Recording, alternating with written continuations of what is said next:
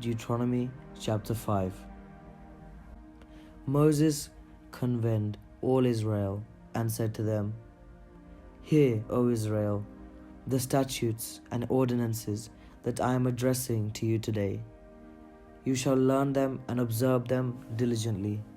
The Lord our God made a covenant with us at Horeb. Not with our ancestors did the Lord make this covenant, but with us, who are all of us here alive today. The Lord spoke with you face to face at the mountain of the fire. At that time I was standing between the Lord and you to declare to you the words of the Lord, for you were afraid because of the fire and did not go up to the mountain." And he said, "I am the Lord your God, who brought you out of the land of Egypt, out of the house of slavery. You shall have no other gods before me. You shall not make for yourself an idol, whether in the form of anything that is in heaven above, or that is on the earth beneath, or that is in the water underneath the earth. You shall not bow down to them or worship them. For I, the Lord your God, am a jealous God, punishing children for the iniquity of parents, to the third and fourth generation of those who reject me, but showing steadfast love to the 1,000th generation of those who love me and keep my commandments. You shall not make wrongful use of the name of the Lord your God, for the Lord will not acquit anyone who misuses his name.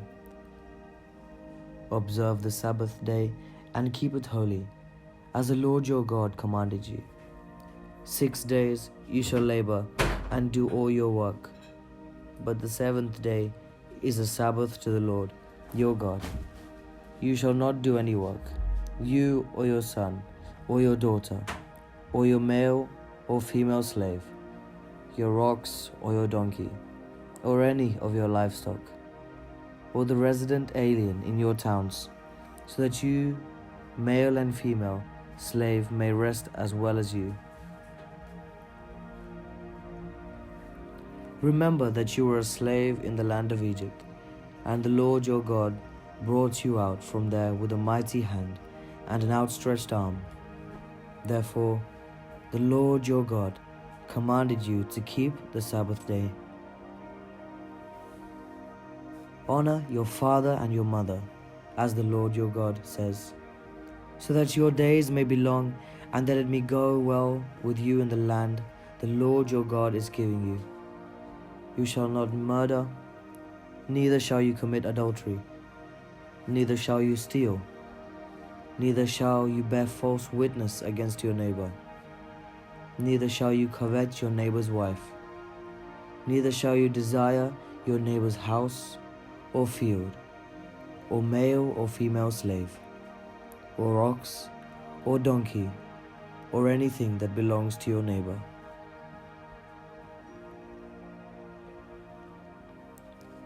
These words the Lord spoke with a loud voice to your whole assembly at the mountain, out of the fire, the cloud, and the thick assembly at the mountain. And he added no more. He wrote them on 2 stone tablets and gave them to me.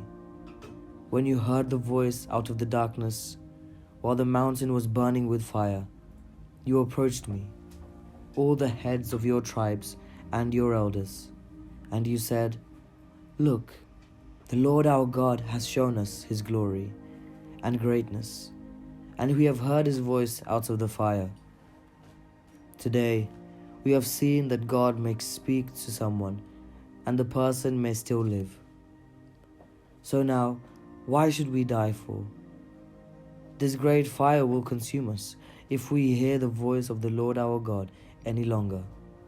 We shall die. For who is there of all flesh that has heard the voice of the living God speaking out of fire, as we have, and remained alive? Go near you yourself and hear all that the Lord our God will say. Then tell us everything that the Lord our God tells you. and we will listen and do it.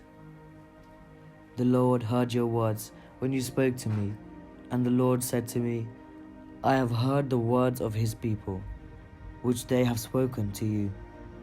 They are right in all that they have spoken. If only they had such a mind as this, to fear me and to keep all my commandments always, so that it may go well with them and with their children forever. Go say to them, return to your tents. But you, stand here by me, and I will tell you all the commandments, the statutes, and the ordinances that you shall teach them, so that they may do them in the land that I am giving them to possess. You must therefore be careful to do as the Lord your God has commanded you. You shall not turn to the right or to the left. You must follow exactly the path that the Lord your God has commanded you, so that you may live, and that it may go well with you, and that you may live long in the land that you are to possess.